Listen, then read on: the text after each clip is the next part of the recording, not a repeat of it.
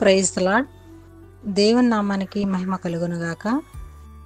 దేవుని నామం పేరిట మీకు మీ కుటుంబ సభ్యులందరికీ ప్రభు అయిన యేసు క్రీస్తు నామంలో శుభాభివందనములు. Today God promise. ఈరోజు దేవుని వాగ్దానము, the Lord will give strength unto his people, the Lord will bless his people with peace. Psalms 29th chapter 11th verses. యెహోవా తన ప్రజలకు బలము అనుగ్రహించును, యెహోవా తన ప్రజలకు సమాధానము కలుగజేసి ఆశీర్వదించును. కీర్తనల గ్రంథము 29వ అధ్యాయము 11వ వచనము. క్రీస్తునందు ప్రియ సహోదరి సహోదరులారా, పరిశుద్ధాత్మ దేవుడు మనతో ఈరోజు మాట్లాడుతున్నాడు. ఏంటి అంటే, యెహోవా తన ప్రజలకు బలము అనుగ్రహిస్తాడట.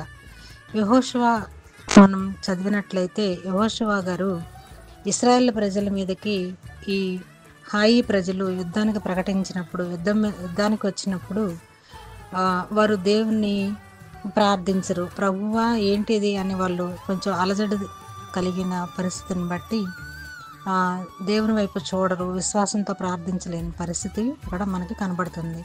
అయితే హాయి చిన్న దేశమే అయినప్పటికీ, ఇశ్రాయేల్ ప్రజలు పెద్ద దేశం అయినప్పటికీ వారి మీదకి హాయి ప్రజలు యుద్ధానికి వస్తారనమాట.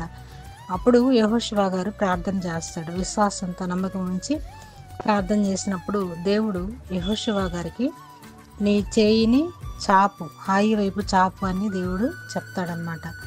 చెప్పిన వెంటనే ఆ విశ్వాసంతో ప్రార్థన చేసి ఆయన హాయి వైపు చేతులు చాచినప్పుడు దేవుడు హాయి ప్రజల వైపు తెలియకుండానే పెద్ద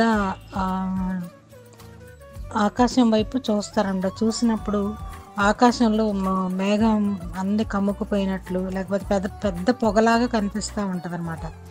దాన్ని చూసి ప్రజలు ఎక్కడైతే దాక్కొని హాయి ప్రజలు ఇశ్రాయేల్ ప్రజల్ని నాశనం చేయాలని వారు పన్నాగలు పన్ని పొంచి ఉంటారనమాట.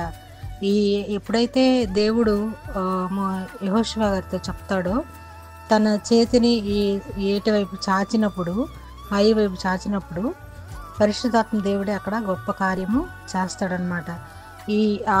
ఎప్పుడైతే ఆ పొగ అలా బయలుదేరిందో, ఆ పొగని చూసి వీరందరూ పరిగెత్తుకొని వెళ్ళిపోతాడనమాట. ఏంటిది దీని అర్థము అంటే, వీరు బలహీన స్థితిలో ఉన్నప్పుడు దేవుడు బలాన్ని కోరుకున్నారు.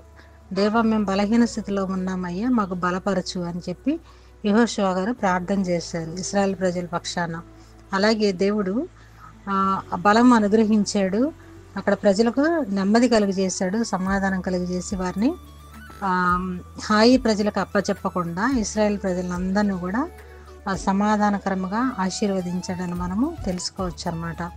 అలాగే మనము కూడా మన పరిస్థితిని బట్టి కాదు, కానీ యెహోవాని బట్టి మాత్రమే మనము బలవంతులుగా ఉండాలి.